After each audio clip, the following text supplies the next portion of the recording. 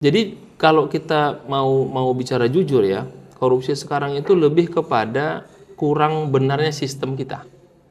Karena kan ada kaidah yang mengatakan sistem yang baik itu akan membuat orang yang jahat pun menjadi baik.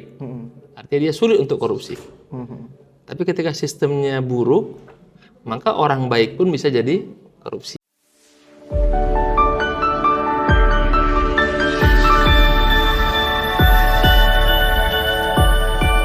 Aktif, kreatif, amanah. Oke semuanya, Assalamualaikum warahmatullahi wabarakatuh. Waalaikumsalam warahmatullahi wabarakatuh. Oke, kembali lagi teman-teman semua, sobat-sobat Himtas. Kita kembali lagi ke podcast Propentas. Propentas, Prodi Pendidikan Tazkiyah. Dan untuk pada kesempatan kali ini, yaitu pada episode kedua, kita telah mengundang salah satu tamu yang sangat istimewa, tamu yang sangat luar biasa tentunya dari prodi kita, kepada Ustadz Asnan Purba. LC, gimana kabarnya Ustadz? Alhamdulillah, terima kasih. Alhamdulillah. Saya manggil Mas Rehan atau Kang Rehan ini? Mas aja kayaknya Oke, ya. Alhamdulillah Mas Rehan sehat. Saya lihat Mas Rehan juga tambah keren ya. Alhamdulillah Pak. Bapak juga Pak, tadi saya Alhamdulillah, lihat saling semakin mendoakan cerah. ya. Iya tentu Iya, Pak. baik. Alhamdulillah. Nah, untuk teman-teman semua, ini sekedar FYI aja.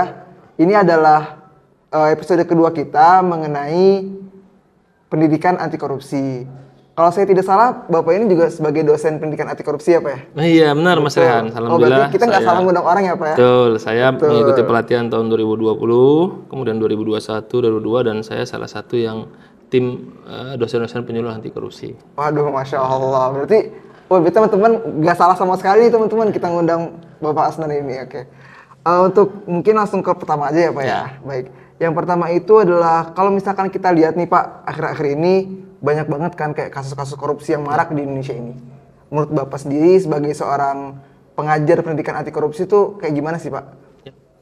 Terima kasih Mas Rehan. Kalau kita bicara tentang korupsi ya, bukan hal yang mengherankan dan tidak terkejut sebenarnya. Karena memang semangat reformasi tahun 98 itu kan sebenarnya ingin memberantas korupsi. Tapi malah yang terjadi, korupsi tambah semakin besar. Kalau dulu ingin memotong kompas raja besar yang korupsi, sekarang menjadi raja-raja kecil yang korupsi. Jadi tidak terkejut.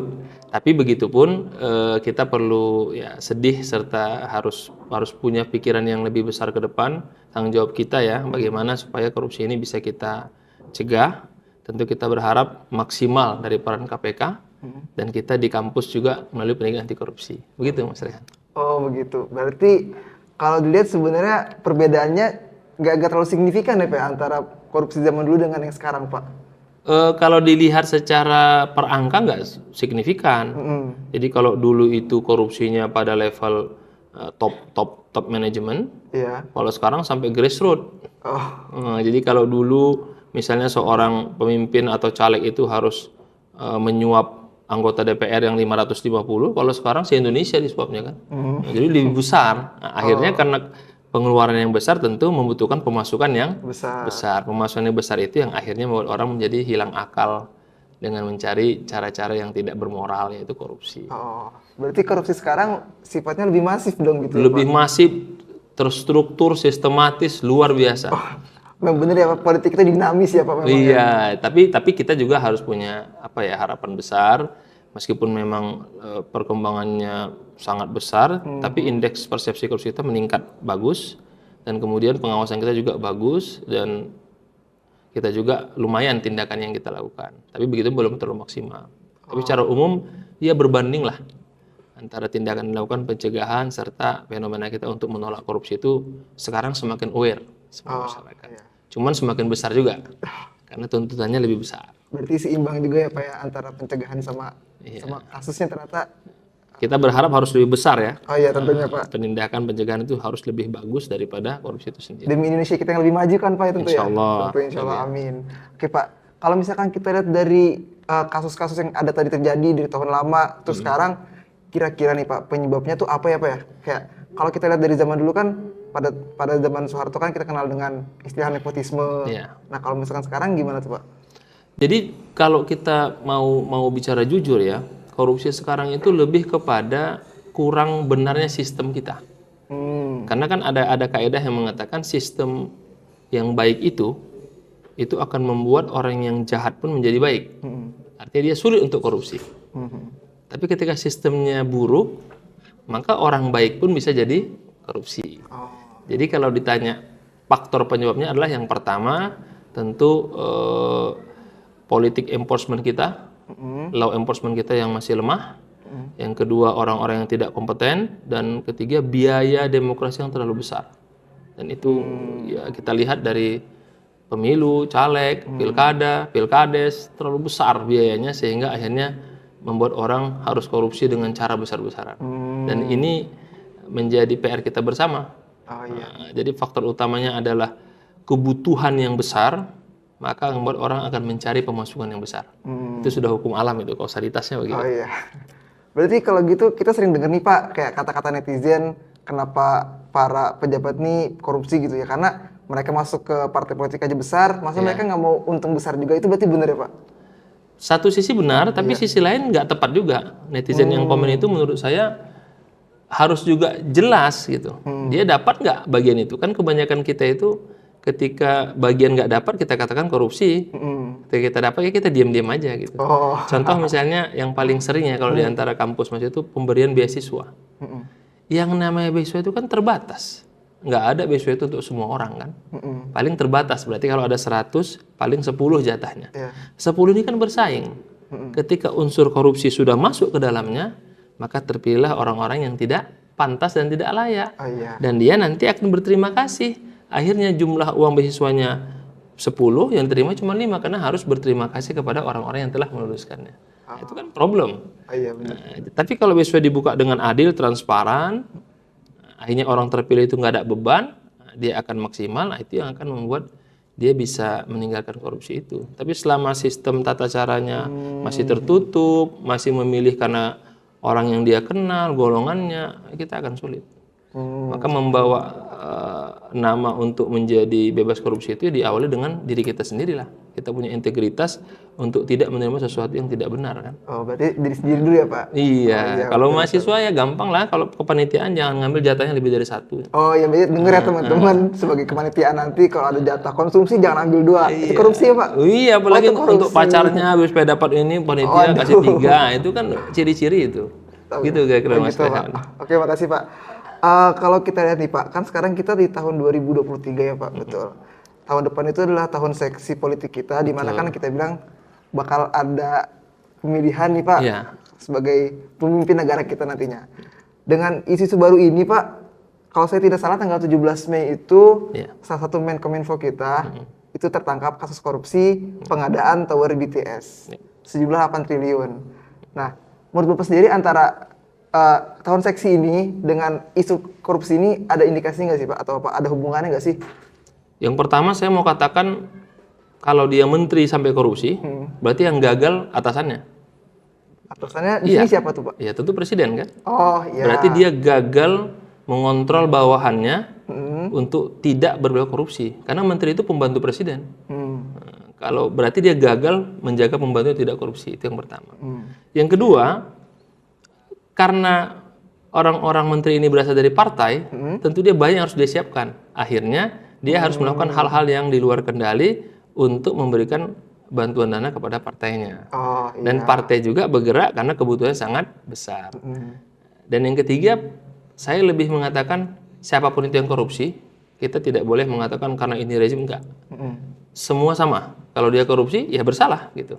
Hanya mungkin kita beri catatan, kalau bisa rezim jangan tebang pilih gitu. Artinya kalau ditangkap ya yang lain ditangkap juga gitu. Kita masih ada kasus Harun Masiku. Nah, itu nggak jelas itu.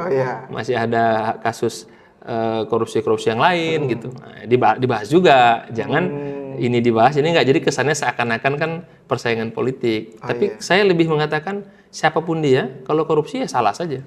Nggak usah dikaitkan dengan dia terzolimi atau apa. Salah ya salah aja. Dan kita menolak dengan tegas korupsi itu. Siapapun dia, bahkan teman kita sendiri kan. Pak. Nah, begitu Mas Rehan. Oke, berarti kalau dari poin yang Bapak sampaikan tadi, berarti kan ada 3 poin ya Pak. Yang saya highlight itu dari poin pertama dan poin kedua adalah berarti bisa jadi seseorang ini melakukan korupsi itu karena terpaksa gitu Pak. Atau bagaimana, mungkin Bapak ada penjelasan lain gitu Pak? Ya, kalau terpaksa ada benarnya.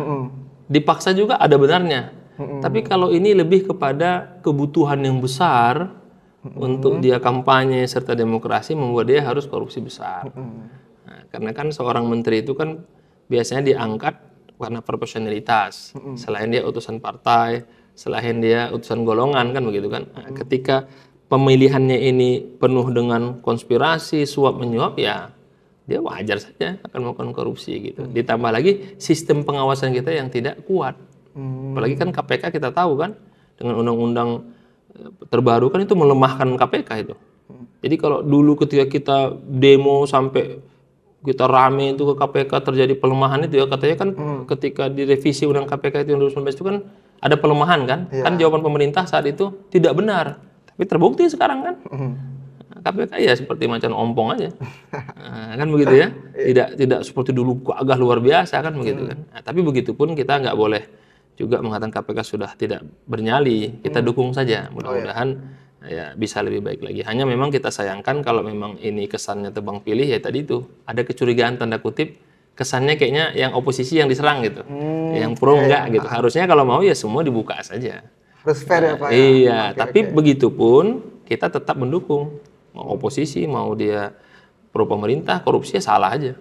Jangan kita pula membenarkan karena dia oposisi jadi korupsinya nggak salah ya, tetap salah. 8 triliun kan. Oh iya Pak. Itu bisa buat Mas Rehan kuliah sampai S10 itu, bukan S3 aja kan. Oh iya Pak, 8 triliun tuh Pak kalau dibeliin micin kayaknya satu Indonesia nih. Wah, Aduh.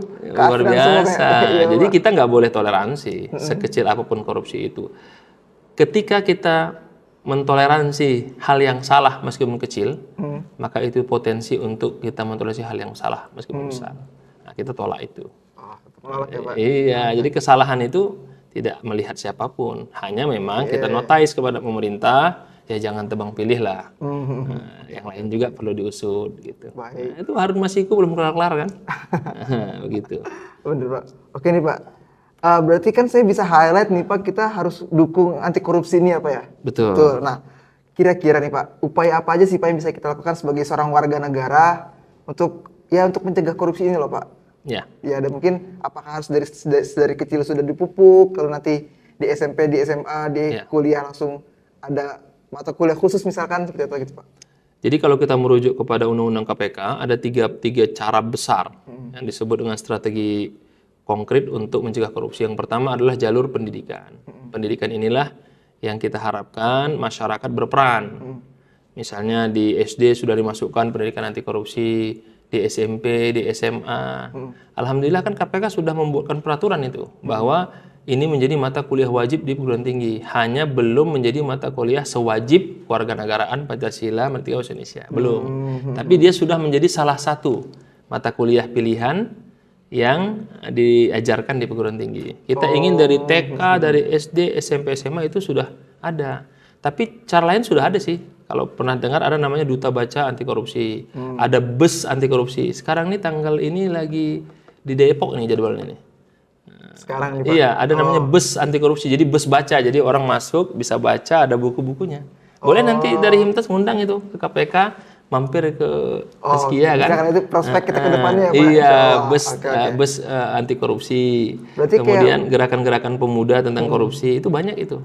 Oh gitu, oke Pak, baik Pak. Nah, nanti kita sambungkan untuk berkunjung KPK, kerjasama itu bisa kita lakukan. Nah, karena itu bagian cara kita apa? Pendidikan, mencegah. Nah, yang kedua tentu pencegahan. Pencegahannya apa? Ya sistemnya kita perkuat. Jadi sekarang itu jangan pernah kita dengan mudah melanggar aturan. Aturannya kita jalankan, kalau salah kita revisi. Baru yang terakhir penindakan. Penindakan ini harus kita pastikan eksekutor hukumnya ya, yaitu polisi, kejaksaan, hakim, kita pastikan orang-orang terpilih. Jangan sampai mereka orang-orang yang nggak benar ya. Insya Allah orang-orang kalau mereka terpilih bisa akan bantu. Karena kan ada dikatakan oleh Ibnu Taimiyah ya dalam salah satu komentarnya, lebih baik punya pemimpin yang kejam yang tidak baik daripada satu hari nggak punya pemimpin kan. Artinya kita ingin para penegak hukum itu orang-orang yang soleh, orang yang terbaik, sehingga nanti bisa menegakkan aturan. Jadi pendidikan, pencegahan, penindakan itu hal yang sangat prinsip. Oh iya baik. Kalau kita ingin lebih baik lagi ya pendekatan ke agama lah. Bahwa korupsi itu nggak benar. Jadi kan ada perbedaan prinsip itu. Kalau hukum hanya menghukum yang zahir. Tapi kalau hukum Allah kan Hukum lahir zahir batin. Jadi iya, kita betul, lebih Pak. takut lagi Oh, iya, untuk iya. melakukan tidak korupsi. Korupsi dalam bentuk apapun. Oh iya Pak, baik Pak. Siap. Begitu Mas Rehan. Oke. Ini dari tadi kita ngobrol cukup haus ya Pak ya? iya. Kayak diminum Pak. Oh iya, terima kasih. Ini nggak ada minumannya ya? Oh, mungkin Ada teman-teman ini. sponsor kalau mau masuk silahkan di sini. Nanti dipajang di sini ya tempatnya. Wah, terima Gitu. kasih ini. Saya sudah saking senangnya ini kita diskusi ya tentang korupsi. Oh iya. Nah, jadi saya sampai lupa minum ini. Terima Iya, Pak. kasih. Siap, Pak. Intinya Mas Rehan dengan teman-teman, ayo kita bangun budaya untuk menolak korupsi, Iya, Pak. menolak Siap, lupa, dan jangan lupakan sejarah ya. Iya. Nah, sama-sama kita buat. Semua kita harus mulai dari ya teman-teman Mas Rehan lah. Oh iya Pak. Nah, jangan nyontek kan gitu Oh kan, iya, siap, jangan Pak. telat gitu Betul, kan. Pak. Nah, kalau ada yang nggak benar dikonfirmasi, dapat dikasih snack, tanya dulu dari mana sumbernya nih kan gitu kan. Kalau bukan bagian saya jangan terima. Ini snack enak terima kan gitu kan. Dan mana ini jatah panitia, padahal bukan panitia gitu Oh kan. iya, Pak. Ikut seminar, ngambil sertifikatnya aja, itu kan ciri-ciri korupsi juga itu. juga, Pak. Iya, kalau nggak ikut ya jangan lah. Waduh, ternyata banyak hal yang terkadang tuh hal kita anggap biasa ternyata korupsi ya Pak ya? Iya, dan Waduh. itu ikutlah tadi anti korupsi. Kita akan belajar banyak insya Allah. Oh ya, insya Allah. Oke, baik teman-teman sobat Himta semua. Kalau nanti bertemu sama matkul pendidikan anti korupsi harus masuk ya Pak ya? Nggak boleh sering-sering absen. Karena penting banget buat kita ternyata Pak. Iya betul. Oke, sebelum kita akhiri nih Pak, mungkin saya minta closing statement-nya dari Bapak mengenai pendidikan anti korupsi. Baik, terima kasih Mas Rehan ya, rekan-rekan sekalian. Mari kita sama-sama menolak korupsi. Tapi yang paling penting, mari kita tidak berdamai dengan korupsi dengan diri kita sendiri. Kita selesaikan diri kita sendiri. Kalau kita sudah bisa lepas dari sini, insya Allah kita bisa terhadap orang lain. Artinya, aslih nafsaka yaslih lakan nafsu. Perbaiki dirimu, maka insya Allah orang lain juga akan bisa baik kepadamu. Saya kira itu. Aduh, Masya Allah, terima kasih banyak banget Pak atas waktu dan ilmunya tentu teman-teman ya yang telah diberikan oleh Pak Asnan. Semoga ilmunya dapat bermanfaat bagi kita semua Pak. Terima kasih ini sudah silaturahim ya. Iya Pak, siap. Terima kasih juga Pak. Aduh, kita merasa terhormat banget nih Pak. Terima kasih Mas Rehan. Iya Pak. Oke, buat sobat-sobat Himtas yang lain, kalau misalkan mau nunggu podcast kita, silakan ditunggu aja. Ini bisa didengerin sambil kalian nyuci piring, sambil makan, pokoknya sambil aktivitas sehari-hari didengarkan dan asik. Oke? Mungkin hanya ini pada episode kali ini yang bisa kami sampaikan. Akhir kalam, Assalamualaikum warahmatullahi wabarakatuh. Waalaikumsalam warahmatullahi wabarakatuh.